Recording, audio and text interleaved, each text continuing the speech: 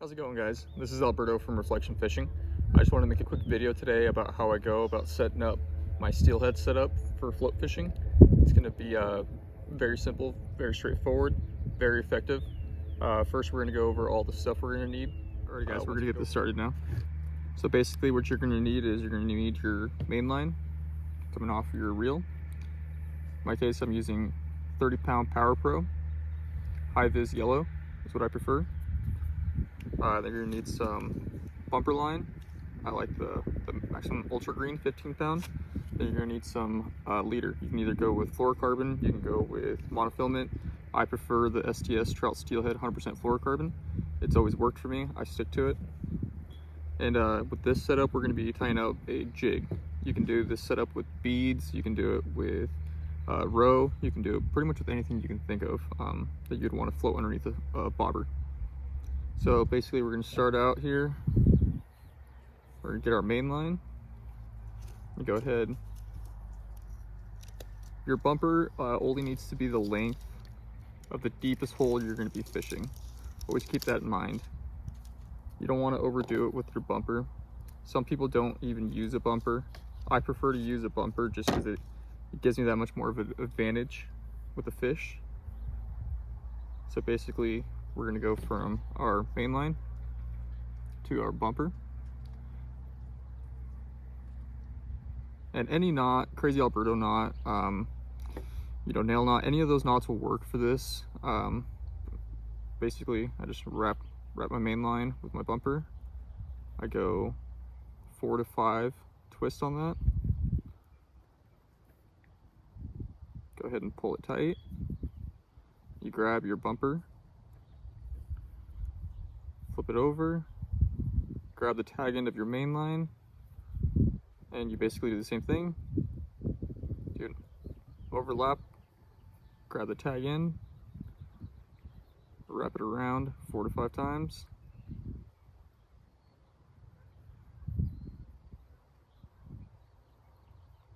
Once you get that there, cinch it down nice and slow so it doesn't get bunched up.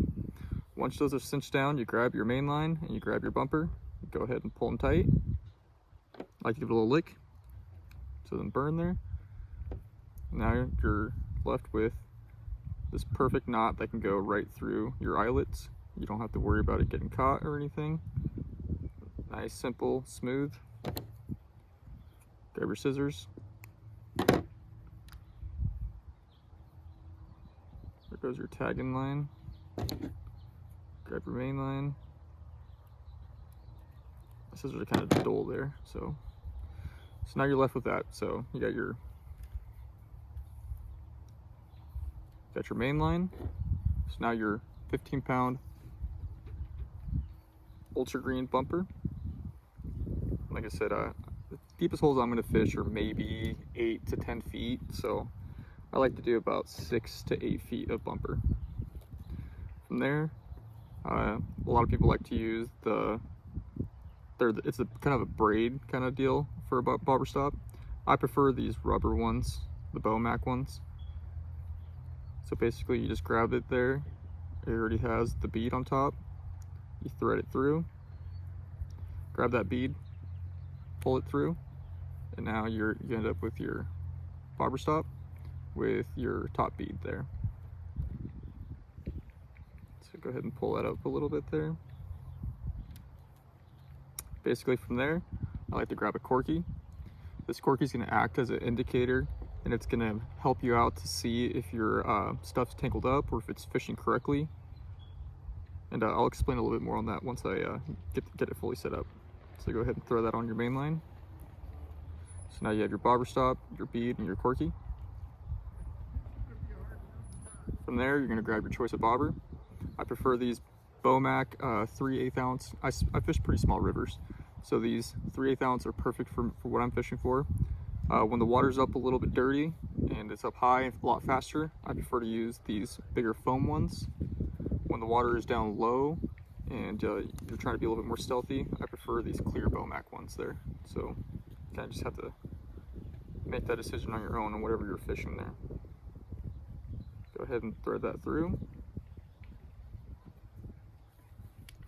Once that's through there, I like to grab another 6mm bead, put that there through. So now you have your bobber stop, you have your top bead, your corky, your float, and your 6mm bead at the bottom to protect your knot. So this is where it kind of gets a little different from what I do. A lot of people like to run an inline weight in between here and a barrel swivel. I've opted out to do that now because I've gone through so many bobbers doing that. So what happens if you have your weight in line and it's floating up and down is it ends up hitting the bottom of your bobber every time you cast, and it ends up breaking the bobber apart a lot faster. You can actually see that this bobber actually had that happen to it last year. It's an old bobber, so this is just for an example. And you go through too many bobbers doing that. So what I started doing now is I grab my barrel swivel, go ahead and give that tie there, 5-6 wraps again.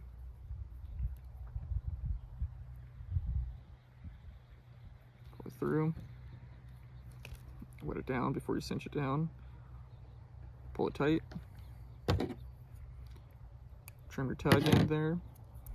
Now what I like to do is I grab a dual lock snap. The smaller the better, just so you're not having a bunch of hardware for no reason. And I like to place this dual lock snap on the top eyelet hole where my main line is tied onto. Pull that through, cinch it down, and now you're good to go there. So now I attached that to my main line. You can see there. Now this is not going to slide up and down and smack my bobber. The bobber is protected by that bead, as you can tell there. And the reason why this method is so effective is because you can use it to float your jigs, but also if you want to bobber dog beads or anything like that, this is now fixed in line there with a cannonball weight, so you can actually bounce this off the bottom and it's not going to get stuck, opposed to that when you have an inline weight in there. So it's a very effective method. You can use it for multiple different styles of fishing, doing it this method. So now that we have that threaded on there, we're going to go ahead and grab our fluorocarbon, which is our leader. And I usually typically do about 3 to 4 feet, give or take. So I don't like to go too long because, like I was saying earlier, I fish a pretty small river this time of the year. So if I have to peg that bobber stop all the way down and fish, a 3-foot hole, I'm able to do that still. Go ahead, 5-6 turns here.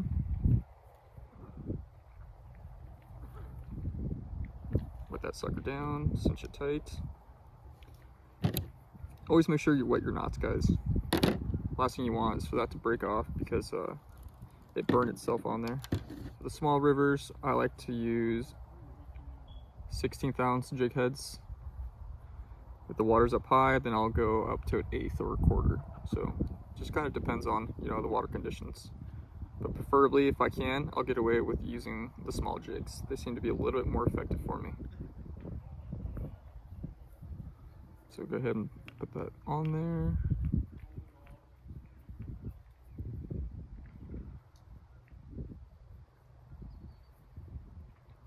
Wet it down, cinch it up. All right, so now you have your jig to your fluorocarbon leader. From your leader, you have your barrel swivel with your dual lock snap connected to your bumper, which in my case is 15-pound bumper, and for my fluorocarbon, I'm using 12-pound. To your 6mm bead, that's going to protect your knot there. 3/8 ounce bobber, corky, 6mm bead to your bobber stop. Like I said, very effective, very easy method to use. Like I said, if you go this route, it's going to save you some money on bobbers and having to retie anything up. All right, guys, if you guys got any questions or anything on this setup, just go ahead and comment. Let me know. Like I said, I'll go through and answer any questions you guys have. Thank you.